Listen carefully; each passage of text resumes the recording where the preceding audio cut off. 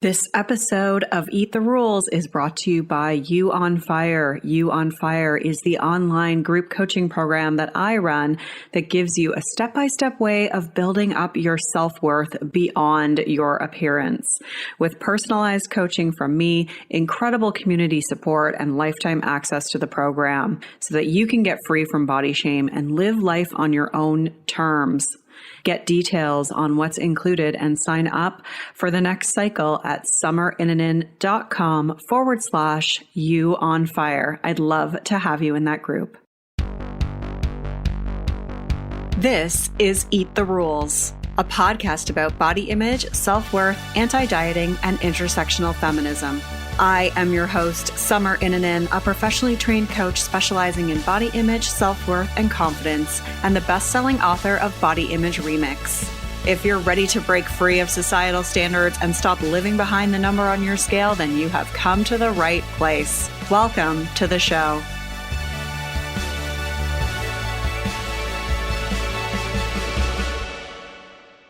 This is episode 235, and I'm revisiting the third episode from the Body Image series back in 2019. I'm running solo in this one, exploring self-worth and what it means to feel good enough. We talk about how perfectionism can get in the way of that, and 8 ways to build self-worth. This one comes with a great free worksheet called 10 Powerful Ways to Reinforce That You Are Good Enough, and you can grab yours at summerinnanen.com/235. You can also just go to the show notes for this episode to grab a direct link to that.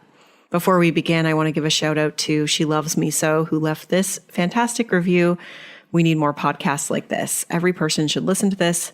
Hopefully, we can start by changing the mentality of those who need it the most. Thank you so much for leaving that review. You can leave a review by going to iTunes, search for Eat the Rules, click ratings and reviews, and then click to leave a review or give it a rating. You can also subscribe to this show. That would help me out a bunch. You can do that via iTunes or Spotify or whatever you use to listen to podcasts. And if you haven't already done so, make sure you grab the free 10-day body confidence makeover at summerinnanen.com/freebies with 10 steps to take right now to feel better in your body. Based on when this episode is airing, I just wanted to also say that if you are a professional, if you work with anyone as it relates to body image or that intersects with the work that you do. So if you are a dietitian or a nutritionist or a coach or a therapist or an educator or maybe a yoga teacher or a personal trainer, we, Danny, I'm a Pound Cake Adams, and I have opened up enrollment for our body image coach certification program again. The course starts at the beginning of September, but enrollment is open now. So you can get all the details by going to bodyimagecoachcertification.com. And that will give you all the details as well as the link to apply. So I wanted to give a shout out to that because that opened up for enrollment and it's going to be open through August. So get details if you're a professional and you want to join that. It's incredible. It's amazing. I can't say enough good things about it. The people who do it absolutely love it. And so we are hoping to help as many professionals as possible just feel equipped and know like the right thing to say when you have someone who comes to you with a body image struggle. All right. I'm excited for this episode. Again, I think it's got some amazing stuff in it. So let's get started with this show. Okay. Today is episode 3 in the body image series. And if you've missed the first 2 episodes, what I'm doing is taking over the podcast over the next few weeks and giving you specific advice and talking about different topics related to body image and self-worth and ways to be more accepting of who you are and the body that you have. And we're going to be talking about self-worth and what it means to believe that you're good enough. So today we're talking about what gets in the way of feeling good enough, how our shoulds feed the belief that we're not good enough, what self-worth is, and why it's so damn important for you to believe that you are good enough, the difference between confidence and self-worth, how perfectionism influences that. And I'm just going to briefly talk about the 8 components of self-worth. I'm not going to go into too much detail on those because I think I'm going to do like a workshop on that in March, but stay tuned for that. It's just percolating in my brain at the moment. And as I said, there's a really cool free worksheet, 10 powerful ways to reinforce that you're good enough. There are actions that you can take, everyday things in your life that maybe you don't even realize that you're not doing, that you can start doing to really make a deposit into your self-worth bucket, so to speak. So let's just talk about, self-worth is kind of this ambiguous thing. Like, what is it even? So, let's kind of put it into reality. And you can tell me if this sounds like you or if this sounds familiar. But you wake up in the morning and within a couple hours, you've already started to think to yourself, I should have gotten up earlier. I shouldn't have eaten that for breakfast. I really should have gotten off my phone and gone to bed earlier. Oh, I should exercise today. Oh, I should be more productive. I shouldn't be so sensitive. Oh, I should not have said that to my mom. I should really call my friend. I haven't talked to her in like 3 months. I shouldn't have said that to my boss. I should want to have sex more often. And I should love my body. What's wrong with me? So is that resonant with any of you listening? We're walking around all day shoulding on ourselves. And it's a really big emotional weight to carry when you think about that. We're constantly setting these expectations, and they're not self-driven. They're really coming from cultural expectations that we've internalized. And we have all these shoulds on our shoulders. And this is such a common narrative that I see with people I work with. And we don't even realize how much of an impact it's having on our well-being and the way that we feel about ourselves. And every time that we should on ourselves, we're saying, I'm not good enough. And I'm going to talk more about like specifically what self-worth is, but on a very practical level, something that you can relate to, it's really just, believing that you're not good enough. And it shows up so much in those shoulds. And it's not your fault that you feel that way. We're not defective. You're not defective. I'm not defective. So don't shit on yourself for shitting on yourself. But what's happened is we live in this culture that's instilled this belief that we're not good enough unless we measure up to the standards of being the perfect woman. And the perfect woman meaning you have to look a certain way, you have to be successful, you have to be a health enthusiast, you have to be a perfect mom or wife, you have to show no exhaustion, you have to be a sex kitten, you have to make sure your house looks like it came off HGTV.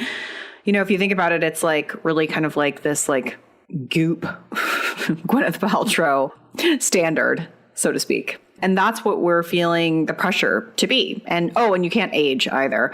There's a lot of other components to it. But anyways, it's ridiculous, right? It's like these ridiculous standards that we feel like we need to be measuring up to. And therefore, we are constantly self-evaluating and looking at it through the perspective of how do I measure up to that? And it causes us to compare ourselves to others, be hyper-focused on how we're perceived, and never feel like we're good enough because we can't achieve that level of perfection. It's exhausting, and it causes us to be afraid of what other people are going to think of us and to just never be able to kind of chill out in our lives because we constantly feel like we should be doing more. We should do it all and be it all. And those internalized cultural expectations are what we put back on ourselves, and it creates that narrative of shoulds. And it is what makes us really turn to the next diet or lifestyle change because we think, if only I could just make this change, then everything's going to be better. If only I could just follow all these shoulds, then everything will be better. But that never really gets to the root of the issue, which is the belief that we're not good enough. And the reason why is because if you think about this in the context of dieting, a lot of people that I work with and myself personally who have lost weight on a diet, which often happens in the short term, especially the first time, you get to that point, but you still don't feel like you're good enough. And that's because that change in your body is not feeding the need in your soul to feel good enough. I remember being at my thinnest and still hating my body and feeling like there was something else that needed to change. And that's why when I talk about body image work, I really intertwine it with self-worth, because it's not just about, liking your body or focusing on your body. It's about knowing that you are worthy and knowing who you are. And when we do that, our lives open up to new possibilities and experiences that we thought we couldn't have, because we're not shitting on ourselves all the time. We haven't had to check off all these other boxes of societal expectations. We can really live our life, have peace in our life, and pursue the things we want to pursue and say the things we want to say and show up how we want to show up, regardless of how we think we should be showing up. And so that hopefully puts it into context. If you're wondering, like, self-worth, what does that really mean? How is that impacting me? Like, do I have a self-worth issue? And this is like, by no means to make you feel like you have a self-worth issue, but feelings of inadequacy really show up in the narrative of these shoulds. And we all have it, because we all have some form of internalized oppression from the culture that we live in and feeling like we should be different. So what is self-worth, and why is it so important for you to feel good enough? I've talked about this before, I think in episode 79, the Body Image and Body Positive 101 podcast that I did a while ago. When I first started to do this work, I was very much focused on body image and body esteem and helping clients specifically with that. But what I realized is that a lot of people got to a place of feeling more neutral in their bodies. There was still those feelings of I'm not good enough. And my experience to that was very similar too. I worked really hard on accepting my body, but then those beliefs of I'm not good enough kept popping up in other areas of my life, in particular my work. And that was all hidden before because I was so fixated on my body. And so that those underlying feelings of inadequacy were always deflected onto my body. But once I had done some of that initial body image work, it started to really become clear that the core of it was really this belief that I wasn't good enough. And so what I've noticed is that we fixate on our body in many instances because we've been using that as a way to measure our worthiness. And so once that initial layer of body hate gets peeled off, we have to look at self-worth and all the different ways that we can build up self-worth. And ultimately, I want you to be able to look in the mirror and not have an emotional reaction to the way you look. And so if your appearance is not connected to your worth, then you would be able to look in the mirror and just feel neutral about your reflection. And you'd most likely be able to maybe like what you see, maybe not like what you see, but be totally okay with yourself either way. So a lot of our body image issues stem from this need to feel exceptional, to feel validated, to feel like we're good enough. And it's not our fault that we feel this way because I said, it's that internalized oppression that's caused us to feel inferior. And so it is so important. And when we look at what self-worth actually is, it's really just about knowing who you are, knowing who you are in your core, and knowing that you are valuable and worthy. So those are the kind of two pieces to it. And so a lot of the work, that came out sounding a little strange, a lot of the work I do with people is about discovering who they really are and helping them believe that who they are is valuable and worthy. And that's through the way that they talk to themselves, the way that they show up, and their actions. And so that's what it means to work on self-worth, to have a solid sense of self-worth. And it is something that takes practice and intention and time and patience. And it's one of those things that I think we all sort of carry around, these wounds of inadequacy that are going to continue to pop up. But it's about having the tools and the resources to become more resilient to those moments and know how to deal with them when they do pop up. And that's so much of what I do with people. And so it's not the same as confidence. So let's just talk about the difference between those things, because a lot of people just crave confidence because it feels like something more tangible. It's like you see, celebrities and you're like, oh, I just want that level of confidence. But it's different than really self-worth. So confidence is related to actions. For example, like having the confidence to ask for a promotion. But you can still lack confidence in certain areas or circumstances and have a solid sense of self-worth. Conversely, you can feel confident and act confident, but still lack a sense of knowing that you're worthy. So it's about your reaction to the outcome, to the situation. So what I mean by that is if you have a really good sense of self-worth, even if you ask for the promotion at work and you don't receive it, it may hurt and you may realize that you lack a certain skill set or level of experience, but your value is not dependent on it. And you're not going to get that like crushing feeling of like inadequacy and feeling like, oh, I shouldn't have applied for that. What is wrong with me? It's kind of like that what is wrong with me thought and narrative that we have in our brain. So you can have a solid sense of self-worth, receive that rejection and still know, you know what, I'm okay. I'm good enough. It just wasn't the right job for me. There's some things that I can work on to become better, to apply or look for a different job. So there's a big difference in kind of how we react. And that's a good way to assess, whether this is coming from like that wound in our worthiness or whether it's just whether we have a solid sense of self-worth and it's just that we weren't, the right fit for the promotion in this particular example that I'm using. Conversely, you can lack self-worth, like I said, and if you don't get the promotion, you're going to feel like a failure, that there's something wrong with you. So confidence is really about a state of being, and that helps us take action in the face of fear. And that can exist with or without self-worth. And I encourage people to do confidence and have the courage to do confident things and push through that fear and work through that fear, because that does help to build self-worth as well. Once we can see that we're capable of doing these things and be with ourselves through the moments of failure or rejection, that helps to really reinforce that we're good enough. So that's getting like really specific in terms of the difference between confidence and self-worth and why I like to focus on self-worth so much and why shifting those feelings of inadequacy that we've inherited from our culture that we live in is so important. Do you have an idea for a great new podcast? You can bring your idea to life and start your podcast today with Libsyn. Eat the Rules has been on Libsyn for 8 years, and I absolutely love it. Libsyn has everything you need to plan, launch, and grow your own podcast. Libsyn provides some of the best resources created by expert podcasters who will show you everything you need to know, like what equipment you should use, how to record great audio, how to get your show onto Apple Podcasts and other popular platforms, and much more. Plus, as a friend of Eat the Rules, when you sign up with Libsyn, you get your first month of podcast hosting for free. There has never been a better time than right now for you to start podcasting. Visit Libsyn.com and use code FRIEND, FRIEND. That's Libsyn, LIBSYN.com, and use code FRIEND, FRIEND, to get started and create your podcast today. But let's talk about what gets in the way of us believing that we're good enough. So I think, it's the cultural forces, number one. But when I work with people, there's such a common thread that most of them are type A, high achieving perfectionists.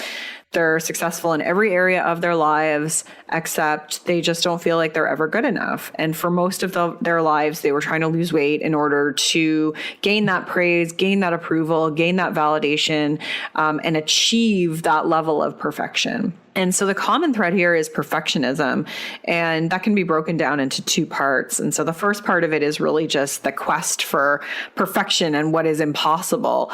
We've been fed this image of the perfect woman, as I said, that we're measuring ourselves up against. And when the reality of our situation doesn't match those ideals, we feel bad about ourselves, we feel shame, we feel inadequate. And the problem is that we have these ridiculous ideals that are impossible to live up to. Like if you take a look at all your shoulds, how realistic is it for you to do all those things? You don't have enough time in the day, and our culture makes it feel like we should be able to do it all, that there's this productivity narrative that we should be able to push through, figure it out, and bootstrap our way to perfection.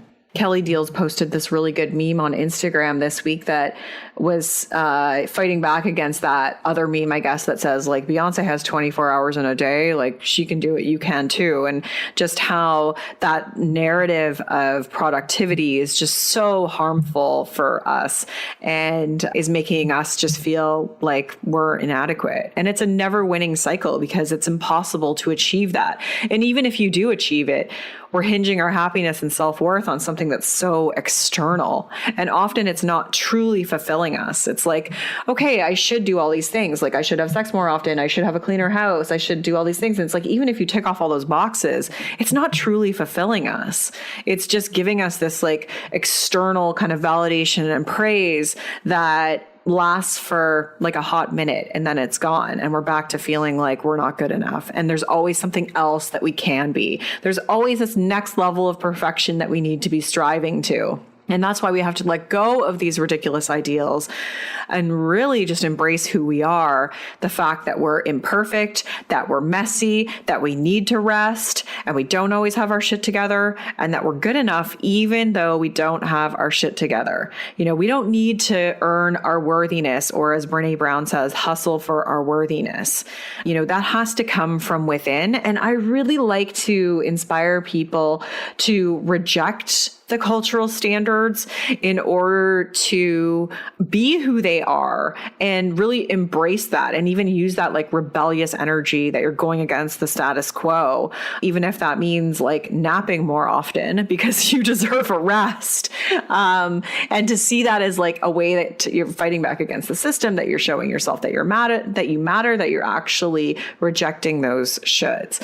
And that's like a real mindset shift. That's hard for people because we think we need to be doing it all and constantly striving to do more and to be more. And in order to actually be more, we sometimes have to do less and really just be ourselves, like just be, you know, just sit there and be. And that's getting a little existential there, but that's what I mean by that. And so rejecting those shoulds, rejecting that ideal goes a long way towards getting to the core of who we really are and believing that we're good enough. And the second part of that is really this desire to please and be accepted and loved by others. So perfectionism isn't just the quest for the ideal. It's like, what is that quest for the ideal really going for? And at the root of it is that desire to be sometimes desirable, to please, to be accepted, to be loved, to be adored. And we're hinging our sense of worth on what other people think and their approval. And we end up losing ourselves in the process. When our self-worth and our self-image ride on what other people think, which is something we cannot control, we're never going to be happy with who we are. We have to be who we are. We have to take up space. We have to be okay with the fact that somebody's not going to like us. Some people aren't going to like us. And letting go of what other people think and being okay with everyone not liking us and really getting to touch with who we are and showing that our true self to the world breaks those chains of perfection. It's like, well, okay, here, I'm going to use another Brené Brown analogy, but letting all that armor down and really just being who we are. And that can be scary because it's like, ooh, you know, if I'm not striving for that, then who am I? And I'll talk a little bit about that in a second, because that can be a scary transition to make. And to overcome that, we really have to address our fear of judgment, our fear of rejection, and start to give ourselves the validation and the praise that we've been looking for from other people to solidify that belief that we're good enough. Let's talk about some of the components of self-worth. And as I said, I'm not going to go into each of these because I want to save that, I think, for an upcoming workshop. I wish I was like 100% confident that that's what it's going to be, but I think so. As I was writing this episode, I was like, oh, this needs to be like its own workshop. So I think that's what I'm going to do in March. But self-worth is really, as I said, knowing who we are and knowing that who we are is valuable and worthy just as we are. And it's built upon beliefs and actions that support that feeling of enoughness. And the difference between self-worth and confidence and self-esteem is it stays constant amongst the ups and downs of our life. So it allows us to accept and express our thoughts, our feelings, and our actions without letting any negative experiences crush our sense of value. Of course, we're going to have tender spots still. Like, of course, it's going to feel hard, especially if we're new to this. It's going to feel really hard to be rejected. It's going to feel really hard to speak your mind and maybe set a boundary with someone who you've always really pandered to, for lack of a better word. And so, you know, it's going to take time, but that is how we build it up. And we want to get to a point where we can do those things and it doesn't crush our sense of value if someone doesn't like us, or they don't approve, or we are addressing conflict in our lives.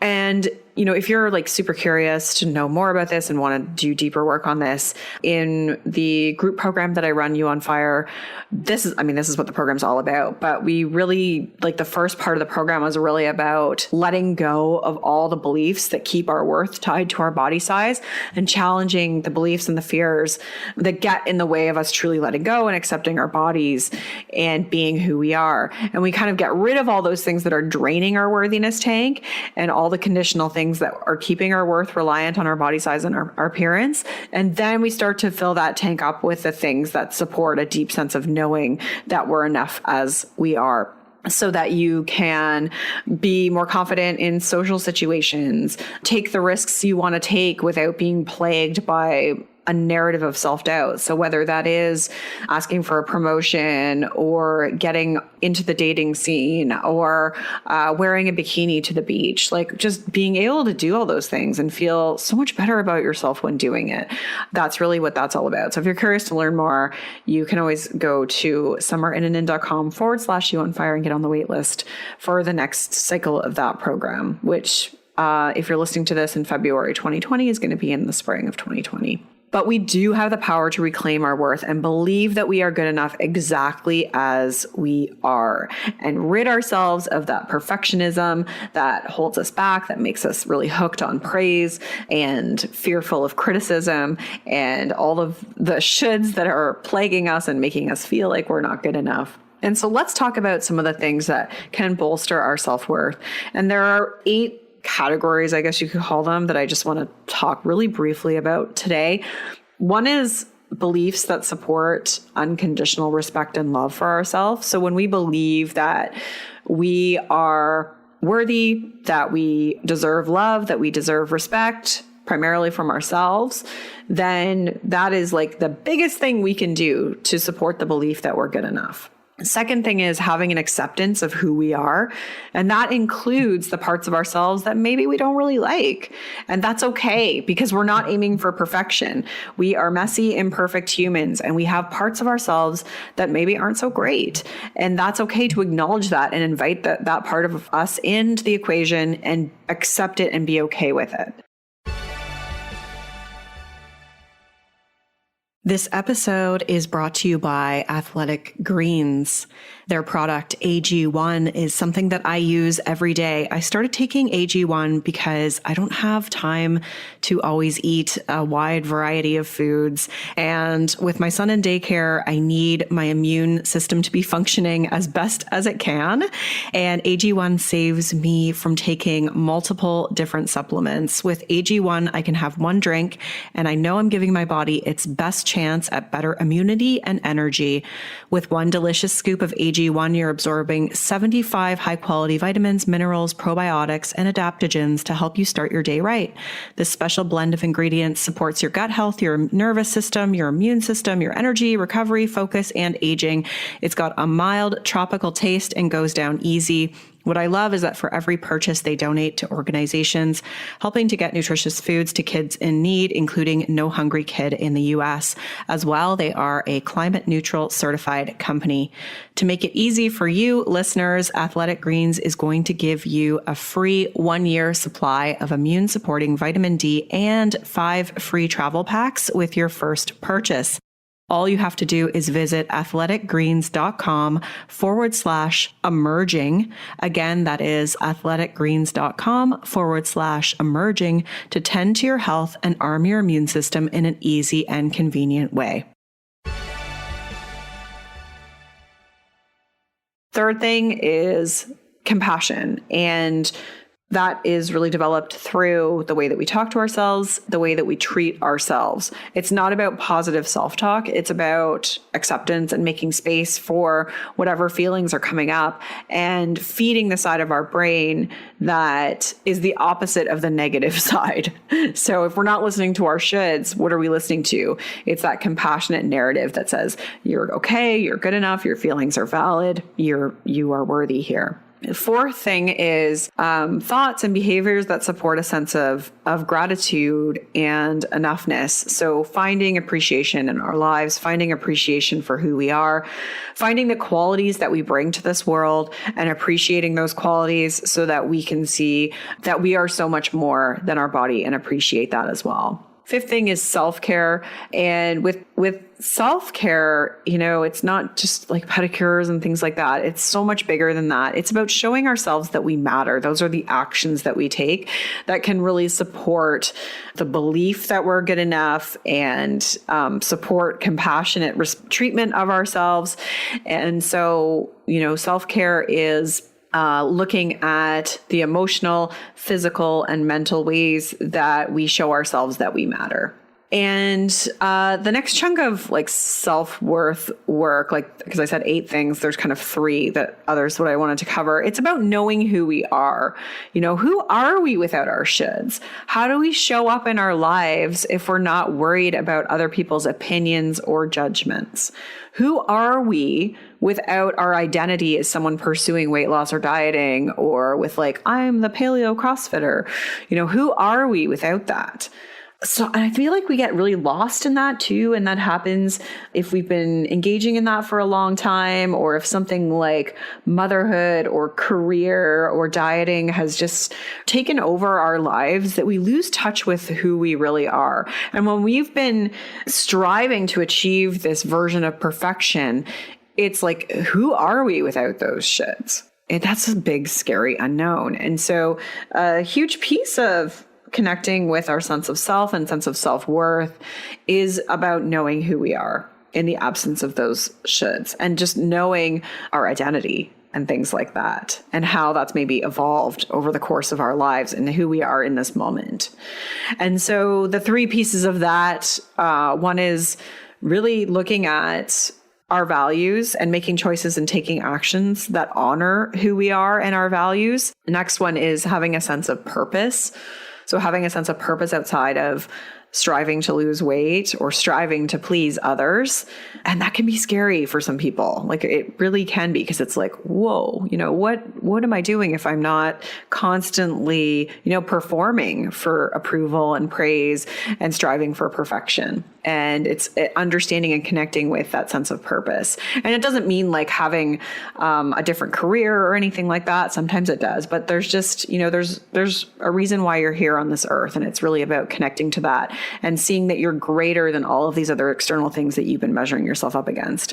And then the last piece is play and pleasure and creativity. And I kind of take that from Brene Brown's model that she uses in The Gifts of Imperfection in terms of a wholehearted person. I like these pieces because they connect with the kind of a more innocent level of ourselves that perhaps we had when we were more uninhibited as a child. And so connecting with play and pleasure and creativity, which can also seem really daunting because maybe you have a strange relationship with those things, or maybe you don't see yourself as a creative person. But I guess what we're trying to do with that is really breaking down the chains of perfection and looking at us and saying, who are we? And we can use play and pleasure to discover more about who we are.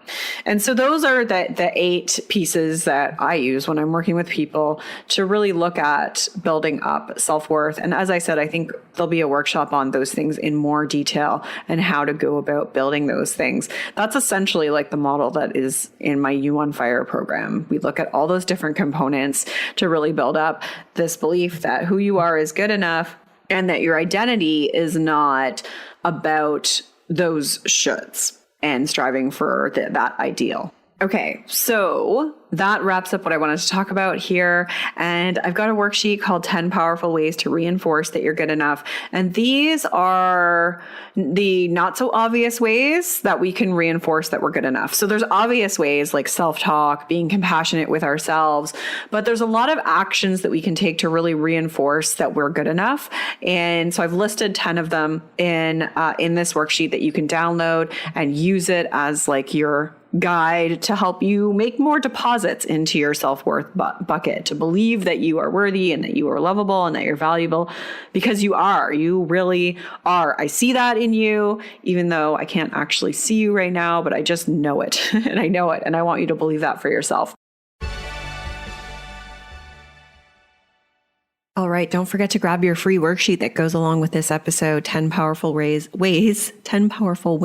to reinforce that you're good enough. You can find that at summerinnanen.com/235. Thanks so much for being here today. I will talk to you again soon. Rock on. I'm Summer Innanen, and I want to thank you for listening today. You can follow me on Instagram and Facebook at Summer Innanen. And if you haven't yet, go to Apple Podcasts, search Eat the Rules, and subscribe, rate, and review this show. I would be so grateful. Until next time, rock on.